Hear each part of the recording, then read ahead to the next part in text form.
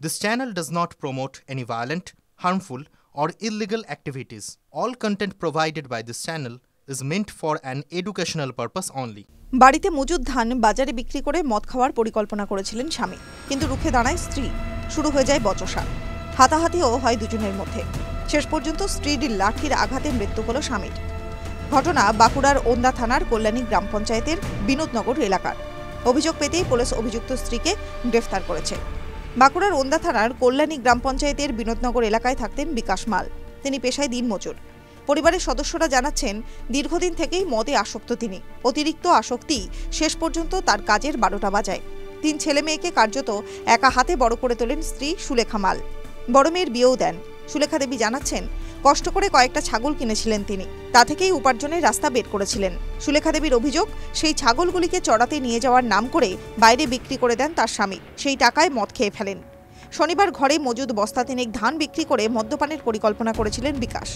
বিক্রি করার জন্য সেই ধান বাড়ির বাইরে নিয়ে যেতেই তা নজরে পড়ে স্ত্রী সুলেখার। বাধা দিতেই ধস্তাধস্তি লেগে যায় দুজনের মধ্যে। পরিবারের একমাত্র সম্বল ওই 3 বস্তা ধান বিক্রিতে বাধা দিলে বাড়ির উঠোনেই ধস্তাধস্তি শুরু হয়ে যায় দুজনের মধ্যে। অভিযোগ, এর মাঝেই সুলেখা বড় একটা লাঠি তুলে বিকাশকে মারধর করতে শুরু করেন। অভিযোগ, স্ত্রীর লাঠির আঘাতে মাথায় লাগতেই মাটিতে লুটিয়ে পড়েন বিকাশ। পরে তাকে ওন্দা সুপার স্পেশালিটি হাসপাতালে নিয়ে যাওয়া হলে চিকিৎসকরা মৃত বলে ঘোষণা করেন। ঝামেলা করে ধান চাল সব বিক্রি দিচ্ছে ঘরে। আচ্ছা, তারপরে গতকালও তাই করেছিল? হ্যাঁ। তখন কি করে মারলেন? তখনও মারধর হয়েছে, তখন কম হয়েছে, হাসপাতালে ভর্তি করি, বাঁচে থাকে। কালকে কিভাবে মেরেছেন? কালকে ডাঙ্গে করে, মানে অনেক দিনের রাগ জমি আছে তো, পাইছি বতরে। মানে এমনি কি করতে পারবে?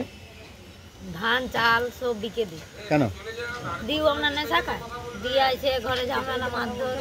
এই ঘটনায় এলাকায় চাঞ্চল্য ছড়িয়ে পড়েছে। খবর পেয়ে গতকাল রাতেই অভিযুক্ত স্ত্রী সুলেখা মালকে গ্রেফতার করে ওন্দা থানার পুলিশ। আজ ধৃত মহিলাকে বাঁকুড়া জেলা আদালতে পেশ করা হয়। ধৃতের বিরুদ্ধে 103/A BNS ধারায় খুনের মামলা রুজু করে ঘটনার তদন্ত শুরু করেছে পুলিশ। স্বামীকে খুনের কথা কার্যত স্বীকার করে নিয়েছেন অভিযুক্ত স্ত্রী সুলেখা। TV9 Bangla digital.